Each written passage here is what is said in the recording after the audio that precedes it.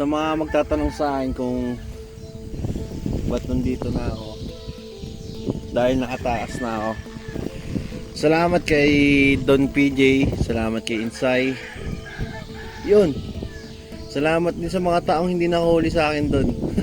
Saka nga pala, nandito nga pala ako sa probinsya namin. Kung makikita niyo naman, bundok pa yung nasa likod ko.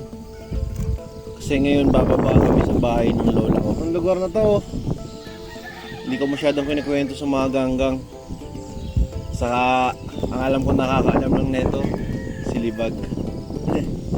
Kamusta na? Saka nga pala guys, bago ka makarating sa bahay ng lola ko, kailangan mo muna umakit ng bundok.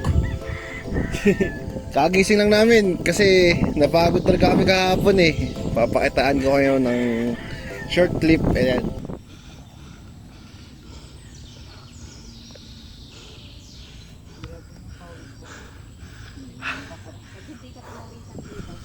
Kitang-kita nyo naman sa mga mukha namin na pagod kami, no? Kasi medyo mataas-taas din tong bundok na to, pero sanay na rin kami dito eh. Bata pa lang kami, lagi na kami nandito. Saka guys, may nalaman ako kay Tito Single na balita na sabi niya sa akin, yung aming lola eh medyo mahina na. Yun, yung mga nagagawa niya dati medyo nalilimitahan na ngayon, katulad ng paglalakad ng malayo.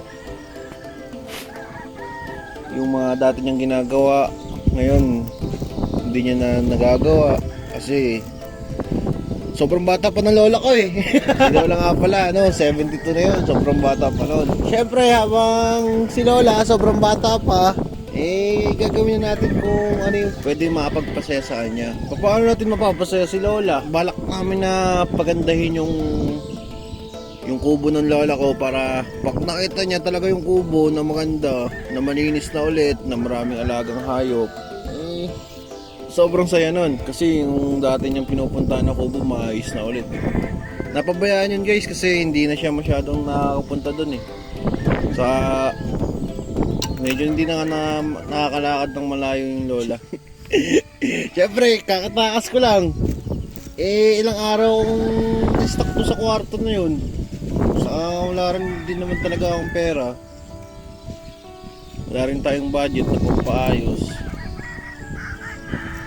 Yun, gagawa na lang tayo ng diskarte.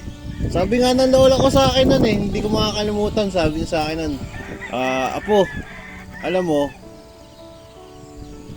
pag may problema kang gustong solusyonan at may gusto kang gawing isang bagay na hindi mo alam kung paano at wala kang kapera-pera para ayusin ito, tumingin ka lang sa mga paligid mo at tumingin-tingin ka na pwede mong mapakinabangan dyan, at sa tingin ko mararasolbahan naman yun eh.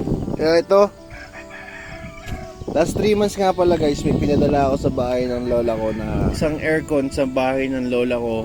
Eh, ang lamig-lamig naman dito, tapos hindi naman kailangan ng masyadong aircon, kartehan lang. Eh baka yun yung gagawin kong puhunan para mapaayos yung kubo. Ibebenta ko nga pala yung aircon. Saka hindi pala napakabit yun. Ito yung remote na iwan sa akin nung pinadala ko dito. Nakalimutan tong remote sa box. Sa mga gustong bumili ng aircon na to, ito ipa-flash ko dito yung mga picture. At 6 months lang yung nagamit nung taong pinagbilhan ko. Nagpalit agad siya ng split type eh. Tapos binenta niya sa akin to. Ngayon, sa mga gustong bumili ng aircon na to, pag malapit lang po kayo, pupuntahan ko po kayo mismo, or kami po mismo maghahatid ng mga pinsan ko sa inyo. Saka maraming salamat sa taong nabilhan ko ng aircon na to. I love you. Panoorin nyo yung next video ah. We're going home! Finally! Uwi na! Makikita na natin si Lola. Yeah! Lola, ibibenta ko yung aircon.